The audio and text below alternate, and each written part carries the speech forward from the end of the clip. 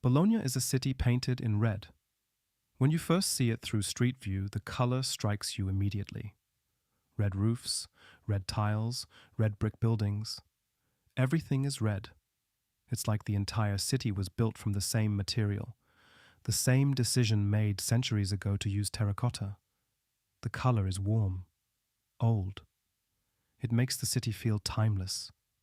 Bologna survived to become one of the oldest universities in Europe, founded in 1088. That's earlier than Oxford, earlier than Cambridge. The university shaped the city, filled it with young people, with intellectual energy, with debate and discussion and thinking. That continues today. The streets reflect it. The cafes reflect it. The energy is different here than in other medieval cities. Younger somehow, more alive with ideas. The Centro Storico, the historic center, is dense and walkable. Streets that are narrow, not as narrow as Krakow or Prague, but close. Red brick buildings line the streets. Some are 800 years old, some are newer, but they're all red, all consistent. That visual consistency creates a feeling of unity. The city has decided what it is and has stuck with that decision for centuries. The Piazza Maggiore is the heart of everything, a large open square surrounded by medieval buildings and porticoes. The porticoes are the distinctive feature of Bologna. Arcades, covered walkways, running for 40 kilometers through the city. Built so people could walk, protected from the sun or rain. Built as practical architecture that became beautiful. The arcades create a network, a covered city within the city. You can walk for hours under cover, protected. The light is different under the arcades, filtered, softer. The echo of footsteps changes. The sound is different. The experience of moving through the city changes completely under the arcades. They're not just decorative. They define how the city functions, how people move, how commerce happens. The Torre degli Asinelli, the Towers of the Asses, are two leaning towers. They tilt at angles that seem impossible. Built by wealthy families in the medieval period as symbols of power and wealth. Now they're iconic. You can see them from many places in the city. Climb to the top and the entire city spreads out below. Red roofs everywhere. The layout becomes clear. How the city is organized, how it grew, where the center is, where the edges are. The towers are a perspective tool. Understanding Bologna from above is different from understanding it at street level.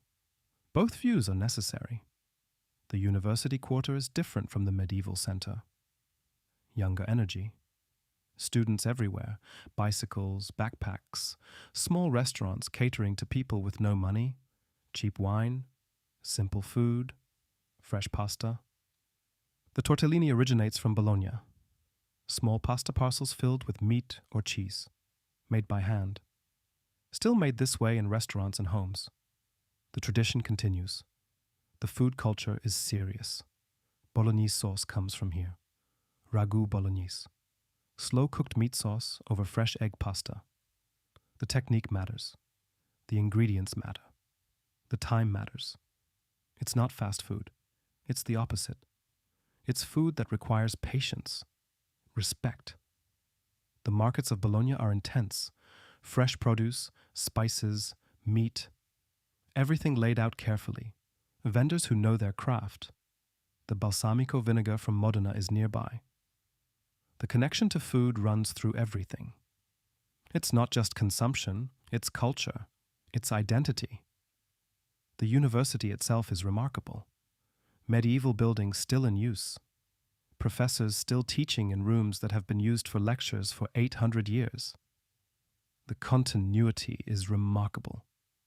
Nothing destroyed the city completely. Wars happened around it.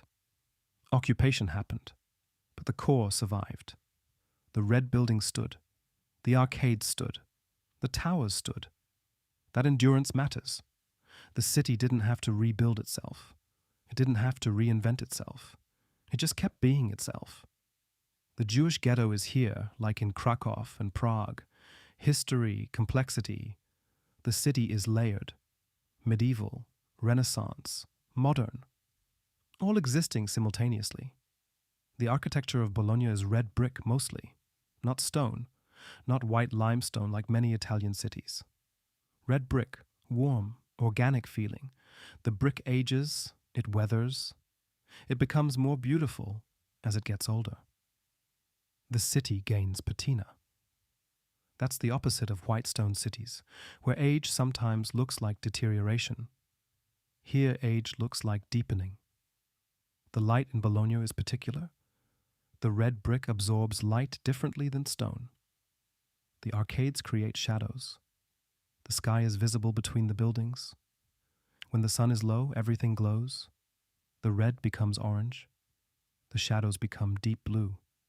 The city transforms. Evening light is different from morning light.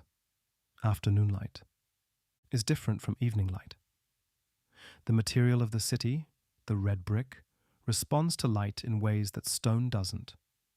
The city is built for walking, not for cars, not for speed. The streets are narrow. The arcades guide you. The squares appear suddenly. You get lost easily. You find new things constantly. A restaurant you didn't know existed. A church tucked between buildings. A tower you hadn't seen before. The density creates discovery. Walking in Bologna is an exercise in attention. You have to pay attention to where you're going. You have to notice details. Small plaques on buildings, old signs, weathered doors. The details accumulate. The city reveals itself slowly, not all at once. The students make the city younger than it is. Bicycles everywhere, late nights in cafes. Young people discussing, debating, creating. The university tradition continues. 800 years of students. 800 years of young people coming to learn, coming to think. That history hasn't ended. It continues in every generation. The Bolognese identity is strong. The city knows who it is. Red brick, arcades, towers, university, food. These aren't tourist attractions.